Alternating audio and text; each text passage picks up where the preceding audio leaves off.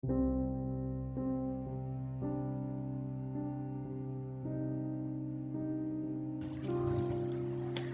enable or disable don't keep activities in Samsung Galaxy S10, open settings, swipe up or down home screen to access the app screen,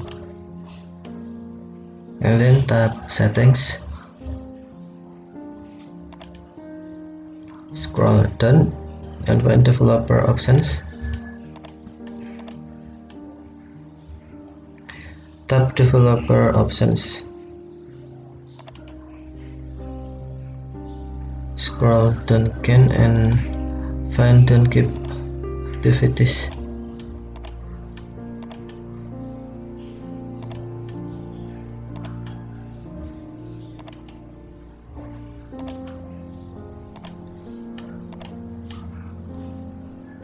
Don't keep activities.